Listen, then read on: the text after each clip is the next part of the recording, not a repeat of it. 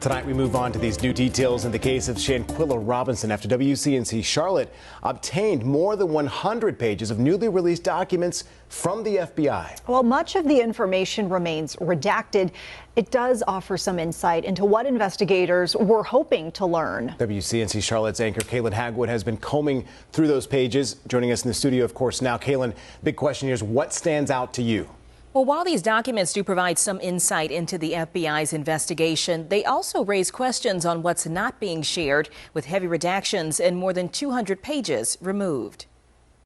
It was supposed to be a friend's getaway to Cabo San Lucas in October 2022, but 25-year-old Shanquella Robinson never made it home. Investigators say her 6 travel mates, now dubbed as the Cabo 6, initially told Robinson's family she may have died from alcohol poisoning. But according to documents WCNC Charlotte obtained, an autopsy in Mexico revealed a different story: severe spinal and neck trauma. Robinson's dad, Bernard, says the pain is still raw. It just hurt to the core that these 6 individuals out here came back to the United States soil, walking around here like they ain't did nothing. Newly released FBI documents show that in early 2023, federal agents contacted a Mexican prosecutor with 11 specific questions. They wanted to know who owned the villa where Robinson died, whether surveillance video existed, if there were 911 recordings, and what medical records were available. The FBI outreach happened right around when Mexican officials announced they were searching for a suspect. The documents confirm an arrest warrant was issued, though the suspect's name remains sealed. Just one of hundreds of pages redacted or removed from the public's view. So what was on the pages? No one in this world who got kids and daughters will want this done to their child and have to deal with this not knowing what happened and why it happened. The documents also show the FBI conducted interviews after Robinson's death. One person told agents the group had been drinking heavily and had placed Robinson in a shower, trying to help her sober up. One person in the group was reportedly so distraught they couldn't eat or sleep. Well, I have reached out to the FBI for clarification on why the pages were so heavily redacted or removed. As for where the case stands now, 4 of the 6 friends filed motions to dismiss, saying the case belongs in Mexico. Robinson's mother is also suing the Cabo 6, the FBI, and the State Department, seeking $100 million in damages. There are no charges in the U.S. Of course, as we continue to get updates in this story, you can find the latest information and follow the timeline over the years inside the WCNC Charlotte mobile app. Wow. All right, Kaylin, thank you so much for diving into those documents for us tonight. October 28, 2022. A young woman, just 25 years old, boards a flight from Charlotte, North Carolina, bound for a luxury villa in Cabo San Lucas. Her name is Shanquella Robinson. To those who loved her, she was a daughter who carried her parents' pride, a sister who could light up any room, and a businesswoman whose creativity had already left its mark in her community. She had a smile that disarmed you, a presence that drew people in, and an ambition that told everyone around her that she was going places. This was supposed to be a celebration, a weekend in paradise. Ocean views, fine dining, laughter shared among friends. For Shanquella, it was a chance to unwind after months of working tirelessly on her boutique and her children's hair-braiding business. She had poured herself into her craft, building her own name and brand from the ground up, and now she was allowing herself a rare moment of indulgence. She packed with excitement, she posted about her trip, and she stepped into that airport with the carefree joy of someone who believed she was about to create memories she would cherish for years to come. But within 24 hours of her arrival in Cabo, Shanquella Robinson would be gone. Her family, thousands of miles away in North Carolina, would receive the kind of phone call that shatters the ground beneath a parent's feet. At first, they were told it was alcohol poisoning. A tragedy, yes, but one that seemed random, cruel, and senseless. Yet that explanation never sat right. Shanquella had been healthy, full of life, brimming with plans for her future. How could she suddenly be gone from something so simple, so ordinary? As days turned into weeks, the truth began to claw its way into the open. A video surfaced online. A disturbing recording that revealed Shanquella in a vulnerable moment, beaten and humiliated while others looked on. And suddenly, the trip that was supposed to be a joyful escape transformed into one of the most shocking and heartbreaking stories of betrayal in recent memory. The group she had traveled with, 6 people, later known as the Cabo Six, claimed to be her companions. They posed for pictures in paradise, they stood under the same roof, they smiled for the same cameras. Yet what really unfolded inside that villa told a very different story. The world began asking questions. Who were these people to Shanquella? How could a group that was supposed to be bound by friendship allow such cruelty to unfold? And why, instead of seeking help,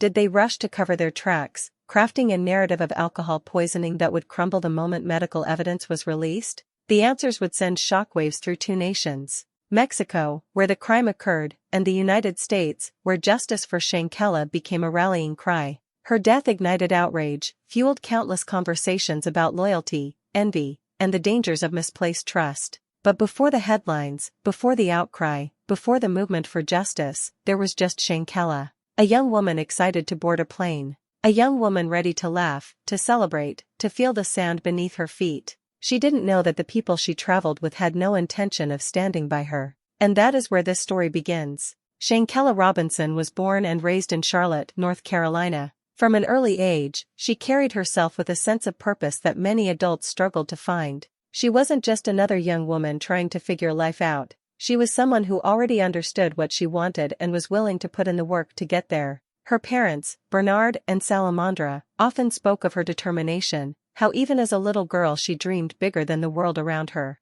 They watched with pride as their daughter became the kind of woman who didn't wait for opportunity to come knocking, she built her own doors. By the age of 25, Shanquella had already made a name for herself in her community. She founded a clothing line called Exquisite Boutique, a women's fashion brand that allowed her creativity to flourish. But she didn't stop there. She also launched Exquisite Kids, a children's hair braiding business that became a beloved staple in Charlotte. Mothers trusted her with their little ones, not just because she was talented, but because she carried a natural warmth, a patience that put children at ease. Her businesses were more than just sources of income. They were reflections of who she was, bright, ambitious, and committed to leaving her mark. Her entrepreneurial spirit was matched by her personality. Friends and family describe her as magnetic. She had a way of making everyone feel seen, a way of lifting the energy of a room the moment she stepped inside. To her mother, she was her pretty girl, a daughter who loved fashion and took pride in her appearance, but who also carried herself with humility.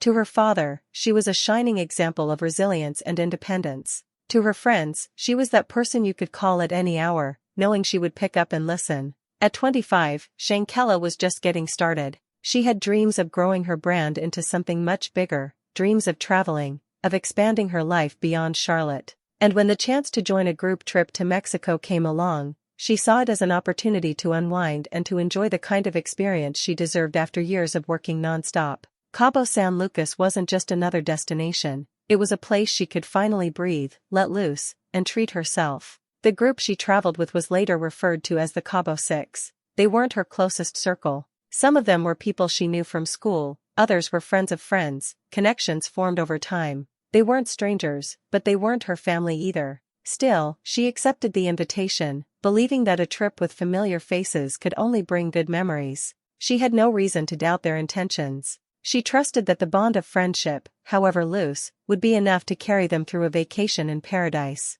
Before boarding the flight, Shanquella spoke with her mother. It was an ordinary conversation, the kind you have before a weekend trip. She promised to check in, promised she'd be back soon. Her parents had no reason to worry. After all, how many young people travel with friends, spend a few days by the ocean, and return with stories to share? To them, this was just another adventure in their daughter's bright, unfolding life. The villa booked for the trip was a luxury property in San Jose del Cabo. Private, spacious, with views of the water that made the entire setting look like something out of a travel magazine. It was the kind of place that could make anyone feel like they were living a dream. Social media posts captured the joy of arrival, the excitement of being away from the routine. For a moment, it seemed like exactly what it was supposed to be, a group of young adults enjoying a getaway. But beneath that image of sun-soaked beaches and luxury living was a tension that Shanquella herself could not have anticipated. The bonds of friendship she believed were strong enough to carry her through the weekend would soon be tested in ways no one could have imagined. For Shanquella, the trip began like any other. She unpacked, she settled in, she shared laughs with the group, she looked forward to the days ahead. She was happy, free-spirited, excited about the memories she was about to make. To her, this was a break, a small gift to herself for all the hard work she had been putting into her businesses. To those around her, however, it was something very different. While her family back in Charlotte went about their weekend unaware, Shanquella's story was already taking a turn that would leave them forever changed. The sun had barely risen over Cabo San Lucas when the first signs of unease began to ripple through the villa. What should have been the start of a carefree vacation was already showing cracks in its surface. The group, known later as the Cabo Six, carried an energy that felt fractured. They were not bound by years of unshakable loyalty. They were stitched together loosely, friends of friends, old classmates, acquaintances who had slipped into each other's circles over time. That fragile connection, that thin thread of familiarity, would prove far too weak for what was about to unfold.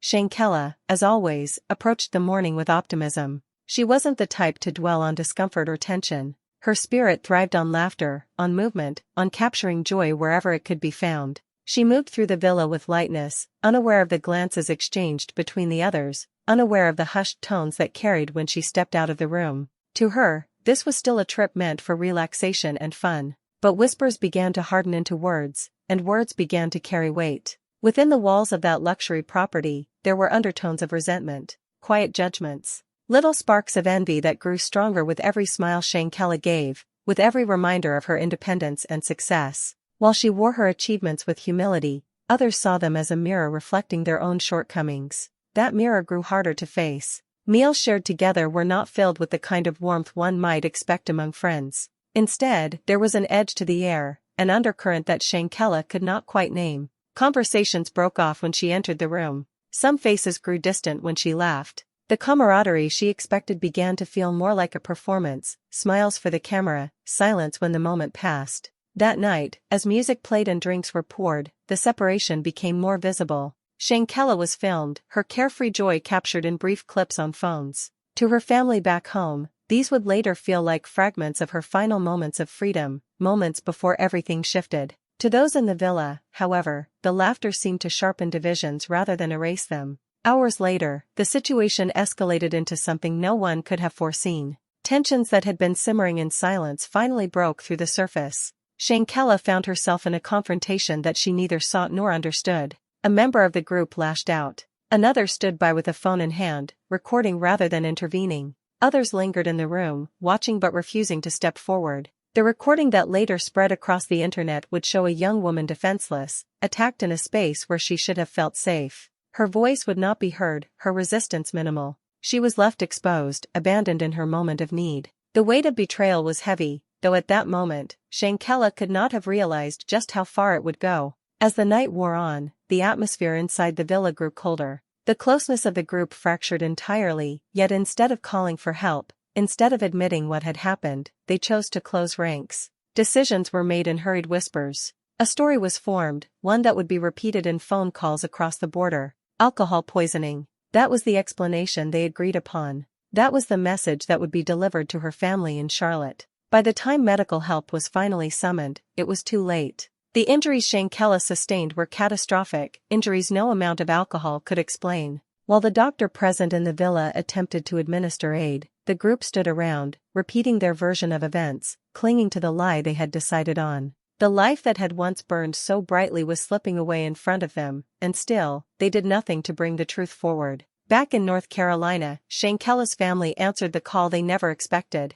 The words alcohol poisoning were repeated to them over and over. Yet a mother knows her child. Shanquella Robinson listened, but her heart rejected the explanation. Her daughter had been vibrant, healthy, full of energy. She had been fine hours earlier. Now she was gone, and the reason they gave made no sense. While her parents began to grieve, trying to piece together how their daughter's life could be stolen so suddenly, the group who had traveled with her were already boarding flights home. They carried their luggage, their phones, and their secret, leaving Shanquella's body thousands of miles away. They arrived back in the United States not as devastated friends, but as co-conspirators clinging to silence. The tension of those hours in Cabo would soon spill into the public eye. An autopsy report would reveal the truth, that Shanquella had not died of alcohol poisoning, but from severe spinal cord injuries and a broken neck. And once that detail came to light, the story the Cabo Six had built began to crumble. The lie unraveled faster than anyone expected. Within days of the Cabo Six returning to the United States,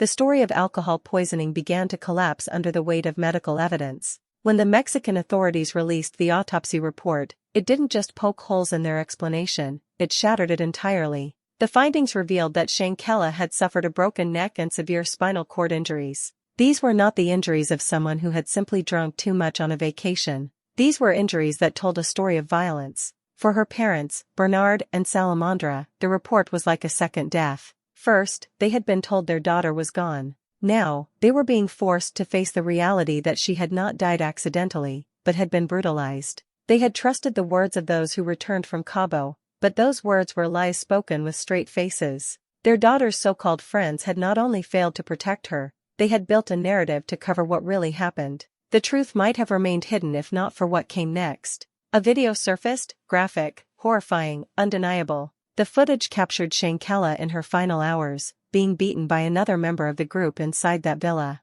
She was naked, vulnerable, defenseless. In the background, a voice urged her to fight back, but she didn't. She refused. Her body language showed confusion more than anything else. She was not expecting to be attacked. She was not prepared to defend herself against someone she thought was her companion. The video spread across social media like wildfire. At first, it was whispers. Then it was headlines. Millions of people saw it, replayed it, and felt the outrage burn inside them. Here was proof, indisputable proof, that the Cabo Six had lied. Proof that Shanquella had been assaulted while others stood by and did nothing. Proof that a crime had occurred on foreign soil, and those responsible had walked away as if nothing happened. Public fury erupted. Hashtags filled every platform. Hashtag Justice for Shanquella became a rallying cry. Strangers from across the country, even across the world, joined her family in demanding accountability. Activists, celebrities, and community leaders all added their voices. The idea that a young black woman could be killed so brutally, on camera,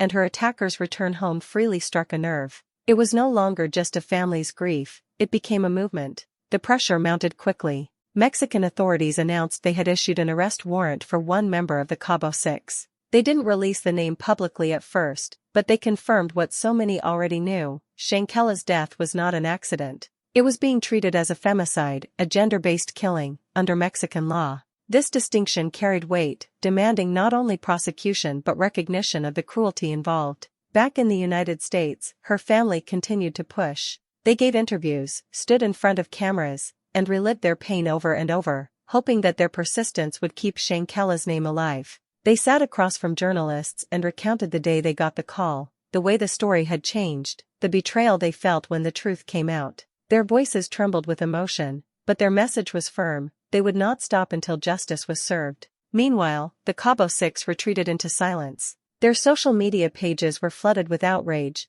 their names whispered across communities, their faces circulating online. Some of them deleted accounts, others disappeared from public view. The friendships that once tied them together began to look like chains dragging them toward exposure. Each day, the world waited to see which one of them would be held accountable, which one would be extradited, which one would face the courts in Mexico. The case grew more complicated as questions of jurisdiction emerged. Could the United States extradite its own citizens to Mexico? Would the process be honored? Would the individuals involved face justice in America instead? These weren't just legal technicalities. They were hurdles that threatened to stretch the fight for justice into months, even years. Through it all, the video continued to play. Every time it resurfaced, the anger reignited. People replayed Shanquella's final moments, analyzing the voices in the background, the figure who recorded instead of intervening, the silence of those who should have acted. That recording became both evidence and indictment. It was the very reason her death could not be swept under the rug. The climax of Shanquella's story was not contained to one courtroom or one country. It was a storm that reached across borders, fueled by a family's grief and a public's refusal to look away. It forced conversations about accountability, about the dangers of misplaced trust, about the way violence against women, especially women of color, has too often been ignored or minimized. Her name became more than a headline. It became a symbol, a reminder that the truth always fights its way into the light, no matter how tightly someone tries to bury it. Shanquella Robinson's story did not end in that villa in Cabo San Lucas. Her death ignited a battle that crossed borders, a fight that her family vowed to carry for as long as it would take. While her body was flown back to Charlotte, her parents were left to confront an unthinkable reality. They buried their daughter, but they could not bury the questions. How could 6 people return home as if nothing happened? How could a young woman's brutal killing, caught on video, be met with silence from those responsible? Her funeral was a scene of heartbreak but also of defiance. Hundreds gathered in her hometown to celebrate her life, to speak her name, and to assure her parents that they were not alone. Friends wore shirts printed with her face. Strangers drove in from other cities, compelled by the tragedy to stand with a family they had never met. In the pews of the church, the grief was overwhelming, but so was the resolve. Shanquella's life mattered, and her death would not be allowed to fade into obscurity. Meanwhile, the legal process crept forward. Mexican prosecutors had issued a warrant for one member of the Cabo Six, accusing her directly of responsibility for the fatal injuries. They classified the case as a femicide, a charge specific to gender-based killings, which carried serious weight under their system. Yet the challenge was clear: Shanquella was an American citizen, and those responsible were back on U.S. soil. To bring justice, Mexico would need cooperation from the United States through extradition. Extradition is not a simple process. It requires political will, diplomatic coordination, and airtight legal evidence. As weeks turned into months, the silence from U.S. authorities grew louder. No one had been arrested. No one had been charged on American. The State Department and the FBI want a court to dismiss a lawsuit from the family of Shanquella Robinson. She's the Charlotte woman who mysteriously died during a 2022 trip to Cabo, Mexico, with a group of friends. Well, her loved ones are suing the two agencies as well as the so-called Cabo Six, the people accused of killing Robinson in Mexico. The two groups argue the court doesn't have jurisdiction over the claims Robinson's family is making.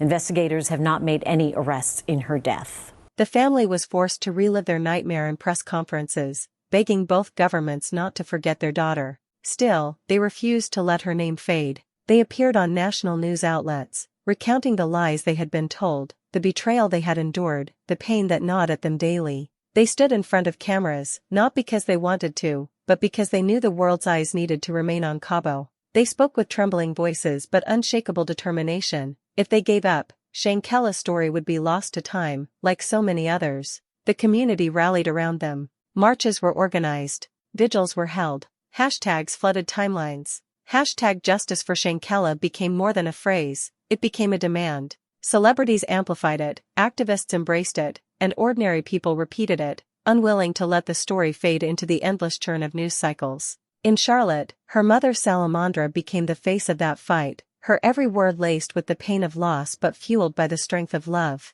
What haunted the family most was not just the violence itself but the silence of those who had been there. The Cabo Six offered no answers, no apologies, no acknowledgement of what had happened. They returned home, changed their clothes, and lived their lives, while the Robinsons sat in a home that would never feel whole again. That silence was a wound that refused to heal. As time passed, the weight of bureaucracy pressed heavily on the case. Each hearing, each announcement, each delay reminded the family that justice is not swift, especially when it must leap across international lines. But the Robinsons never stopped. They met with lawyers, reached out to lawmakers, and spoke with anyone who would listen. Their persistence forced questions onto the desks of officials who might otherwise have looked away. In the months that followed, Shanquella's story continued to inspire outrage and reflection. People who had never met her felt connected to her. She became a symbol of the dangers of misplaced trust, of the cruelty that can hide in plain sight, and of the resilience of a family who refused to be silenced.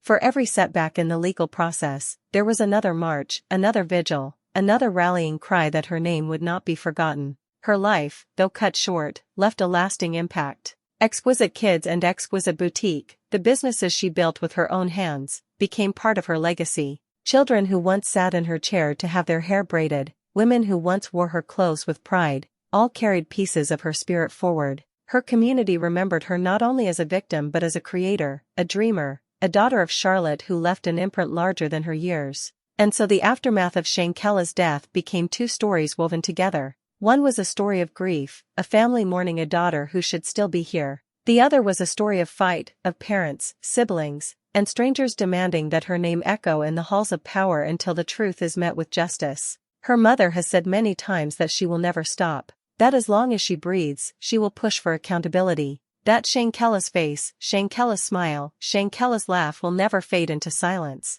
The villa in Cabo may have been where her life was stolen, but Charlotte is where her legacy grows. Each voice that speaks her name, each banner lifted at a march, each candle lit in her memory, keeps her present. The world now knows who Shanquella Robinson was. A daughter, a sister, a businesswoman, A woman with dreams too big to be confined. Her story is unfinished because the fight for justice continues. And every day, with every headline, with every voice that refuses to go quiet, one truth remains unshakable: Shanquella's life mattered. And her story will not be forgotten. If you have followed Shanquella Robinson's story to this point, you know this isn't just about a young woman whose life was taken far too soon. It's about truth. It's about accountability. It's about ensuring that her name doesn't become another case buried in silence. Shanquella was a daughter, a sister, a friend, and a businesswoman with dreams bigger than the city she was born in. She trusted people she believed were her friends. She stepped into a villa in Cabo expecting laughter, memories, and joy. Instead, she was met with betrayal so cold it still shakes the world today. Her family has fought tirelessly, carrying the weight of her absence while pushing against systems that move slowly, sometimes reluctantly, when it comes to justice. They should not have to fight alone. Their voices need to be amplified, their pain must be acknowledged, and their daughter's life must continue to mean something. You can help keep Shanquella's story alive. Share her name, talk about her case, stand with her family as they demand justice that is long overdue. Do not let time bury this truth. Do not let silence protect those who failed her. Every voice matters. Every post matters. Every conversation that refuses to let her story fade is a step closer to the accountability her family deserves. Because Shanquella Robinson's life mattered, and her justice depends on all of us refusing to forget.